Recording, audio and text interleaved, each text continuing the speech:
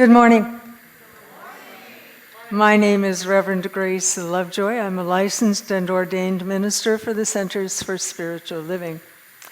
My pronouns are the ones you would expect. My ancestors are from the British Isles and Northern Europe, but that's not the important part. I'm my own ancestor. So I'm going to tell you who I am, starting with me. And it's this. Yes? Yeah? I have to wear a lot of wires. I find it ironic that you're singing about, I'm getting older too.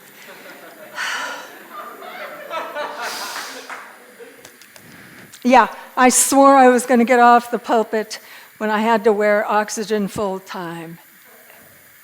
But you can't keep a minister off a pulpit. What are you thinking? Oh, me. I was born Deborah Ann Schmidt. Exactly.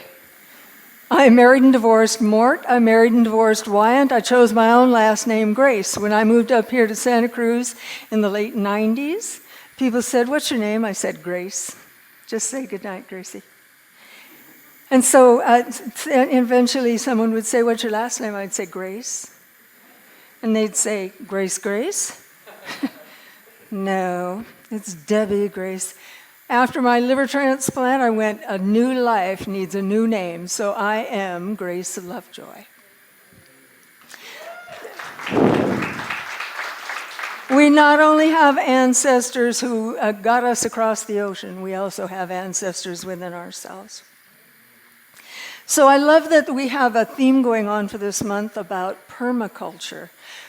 Because when I look around at the world that I see now compared to the world that I saw when I was Deborah Ann Schmidt, it's quite different. I remember standing in the valley at Yosemite. How many of you have been to Yosemite?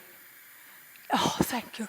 It's the most awe-inspiring place. Oh, standing there as a kid, about 7 or 8, and every evening, the forest rangers would build a giant bonfire on the top of a cliff and push the ashes off, and the fire would fall all the way down to the valley. It was everybody stopped for that ceremony every evening. And now I look at that and go, what were we thinking? Let's burn up some wood and throw it off a hill. No, there's been a change in the way we have to think about things, and I have been worrying about that from this age, saying, wow, what I'm turning over to the next generation down, it's kind of embarrassing. And it makes me fearful that the planet is going to do what it always does, which is just kick us off it like water off a dog and create whatever comes next, because it just keeps doing that. We've known that from all the fossils that are 6,000 years old.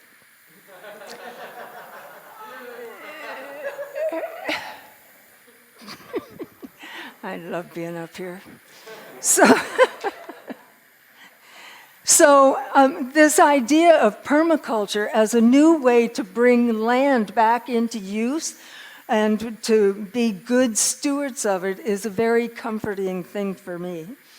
And when Elisha said that we're the science of mind, how do we bring these things together? It seems so disparate. Land care and science of mind's pursuit of becoming the best me I can be, they blend like this. Will you bring up my quote for me? When Elisha gave us this, I sent him my quote because I knew I got to speak Yahoo. It's like about a short novel. But I want to read it to you because after I had to read it, I go, this is very long. What are you doing? This is way too long. He said, you sent it to me. Oh, I did?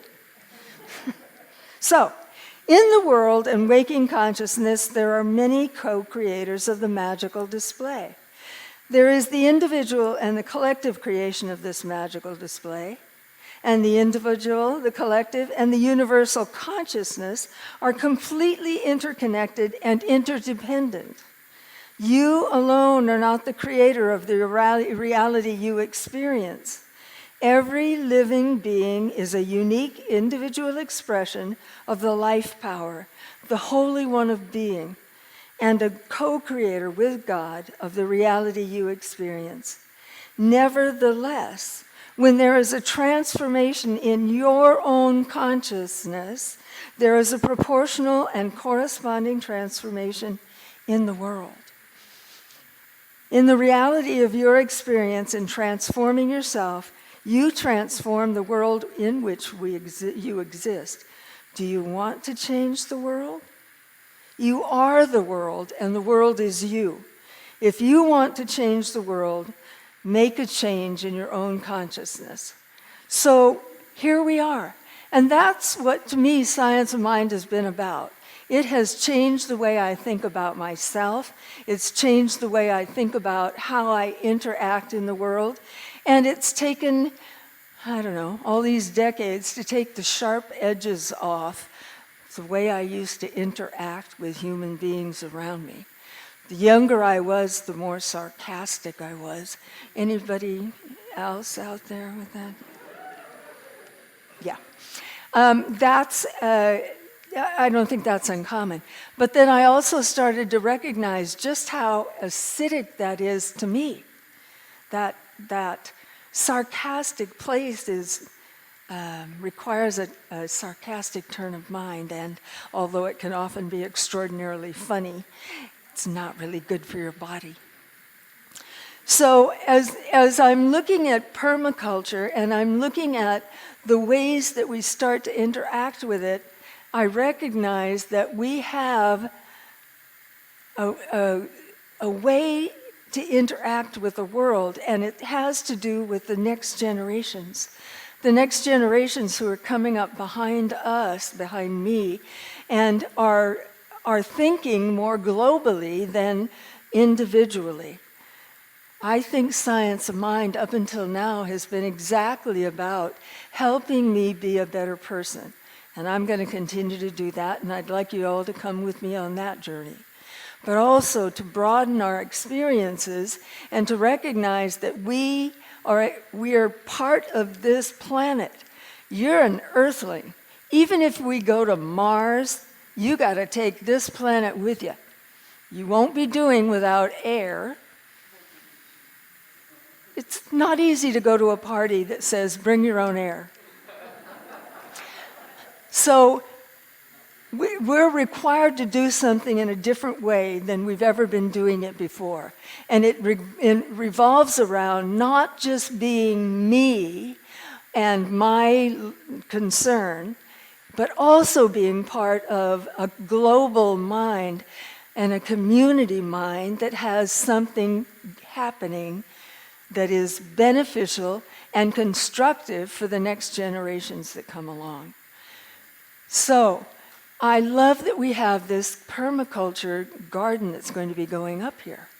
It means that there's something new happening on this property at this time. It's not in the future. It's not gonna happen. It is happening. And it's making me feel younger and healthier. There's gonna be more air to breathe, more stuff to grow. Let's not just cut down the forest and throw it off the edge of a cliff. So, I've been thinking about what looks like the divide between me and a lot of people. A lot of people in my family, a lot of people in my friendships have whole different ways of thinking than I do. We all are looking at the world around us and seeing those people, those crazy people, as opposed to these crazy people. And what I'm trying to do is to understand how there can be such a wide variety of thinking when we're all essentially one. And the only way I know how to do that is to keep conversations going, is to keep talking with the people who don't do things the way I do. So my niece, the physicist, I always refer to her that way. I have a woman mathematician in my family, and I'm going to let the world know it.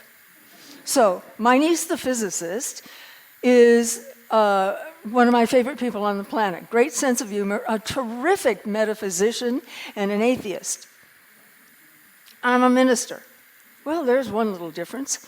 And, well, first of all, she does math. There's a difference. and she's a conservative. So here's my scientist, and she doesn't believe in vaccines and masks. We need to have a conversation. And she says, I can send you the tracts from Cornell and Harvard about masks and herd immunity and et cetera. And I go, it's all right. Quantum mechanics says you're going to get the results you expect to get. So you can send me all the tracts. I could send you the opposite ones. Nothing changes. I said, well, okay. I can live with you not believing the same things I believe because I love her so much. It's not like, no, we're never going to be friends again. And I said to her, let's get down to the things that there are plenty of opportunity to be in opposition about. How do you feel about abortion? She says, well, I don't think it should be used as birth control. Well, I'm on for that one. I don't think it should be done after the third trimester. I'm in agreement with that. And I forget what the third one is. It's like some other thing, and it's like, well, we agree on that. She's not opposed to abortion in general. She's opposed to just willy-nilly. There's a certain amount of responsibility that we all have to have for our own individual bodies. And I'm not going to be able to talk about the other parts, like Texas and abortion. I can't go there. So, but she and I agree. We have a place where we have commonality. I say to her, how do you feel about gun control? Because I believe gun control is like, you don't need one. She says, I have a Glock. I go, yeah? She says, yeah, she works in Houston, Texas. She says, I work in a part of town that I feel I need to protect myself. So she does all the right things. You know, she's got a license to carry it, and she goes and practices at the firing range and does all those things. Okay. I still think a gun is sort of like having a pet rattlesnake. It's going to bite you. So, but that's okay. I mean, it's her. It's not me. She's not going to shoot me, probably. Statistics say she's going to shoot me, but probably not. So I have a conversation I have a whole new family now. When I moved over to Morgan Hill, I was invited to come move onto the piece of property with two of my very dearest friends on the planet. And they both died. It's like, I'm an orphan. But they left me their family, so I have another new family. And it includes a set of people with the most adorable one-year-old light bulb who shines so brightly. There's nothing like a one-year-old to make you feel young again. Mainly picking up stuff. Oh. And I'm watching them raise their kid in a way that I've never seen. I know I didn't do, and I don't imagine any of you did, and it looks like this. She's got a dice in her mouth. And they go, yeah, I've been watching her. She's doing okay with it. Okay. But as I watch them, what they're not doing is saying, no, no, no. They're not saying that. What would it be like to raise a kid who didn't hear no all the time, who didn't come into opposition with everything? And we're all watching her. We've got a whole family full of people keeping an eyeball on Charlie. She's so adorable. And I'm watching the world change and thinking to myself, I'm really happy to be able to be standing here and seeing a change and being able to appreciate it. Not to get my arms all folded that it isn't going the way I expected it to since forever. And the changes that are happening are going to be absolutely wonderful when they get set in place. When everybody starts thinking collectively about the planet, about how we're going to take care of her. She's our mother, you know. There's some places that she deserves an apology from us. Fracking would be one. Strip mining would be one. I mean, these are gross assaults on our Mother, the Earth. So I'm thinking that we all get to witness and participate in a change that will make an immense difference. So if you're worried about there not being enough parking, because we're all crowding right in here, and the garden is going to get in the way of our parking, don't worry about it. The people next door are going to give us their property and make it into a parking lot. It could happen. We have no idea how many ways the good is pouring down over us, like honey. It's sweet, and it's change, and it's constant, and you can't avoid it. You have no choice but to move with the change. And the more we resist, the more there is to push against, the harder it gets to breathe. Maybe I better think about that for a minute. And what we want to do is take a look at what is causing us to have to catch our breath. What we want is we're looking for experiences that fill us with awe, right? Like the first time you walked into the valley in Yosemite and you went, oh, breathtaking, breathtaking. I want a breathtaking life with plenty of oxygen that I don't have to drag around on my own. So I'm asking you as a collective mind to hold me in your prayers. When you think of me breathing free and easily without additional oxygen. And if you have something you would like to have changed in your life, come see me or Chaplain Cheryl or our practitioner Sky or Reverend Elisha, any one of us. And raise your hand if you've already been through a whole bunch of classes here at Science of Mind. Any one of these people are trained to pray. You don't need to be licensed to pray. I'm licensed to pray. But you don't have to be. You know how to do a prayer. The 5 steps of treatment are: 1, God is all there is. 2, God and I are one. 3, what is it you want? What is it that you want to have changed in your life? 4, I'm grateful it's already yours. Not next week, not next year. It's yours now. And the last one is, I let go. I get my hands off it. And let the good come to me. So that someone can sing a song where you go, oh, I recognize me in that song. That you can start to recognize just how synchronous the world is, just how much good is flowing to you and through you and over you, and just how much good you are pouring out of yourself with the kindness of your words, with the openness of your heart, and with the blessing that you are in the world. So, I hope you understood what you think I said, because that's what I have to say about that.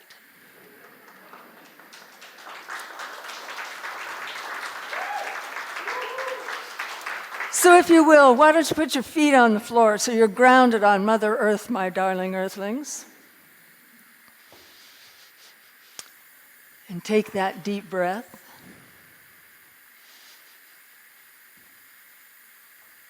And let it go. And feel yourself relax into the infinite intelligence that is holding you, that knows exactly what you need and how to provide it and when. And follow along with me as I speak this word that there is only God in this moment now, and only this now moment forever. As part of that infinite intelligence which is creating everything out of itself all the time, holds nothing back, and of which we can partake in fullness as much as we desire without diminishing it at all. Allowing the good to be flowing to me and through me and back out from me, so that I can speak a word on behalf of each one of us here, that each one of us is physically, mentally well, spiritually magnificent, that each one of us here is in loving relationship with ourselves and with those around us, and that we speak that love with kindness and respect. And that each one of us has enough because we are enough. We have a great net worth because we are worthy. So that from that abundance of enoughness, we build a life that looks healthy, happy, wealthy, and generous. All our needs are met, and we have enough to share. We are so blessed to be together here, in each other's company, in laughter, in light, and in enlightenment. We are blessed. I release this word. I know it is acted upon by the force called the law. It always says yes. Knowing it is done, I release it and let it go. And together we say, and so it is. Thank you.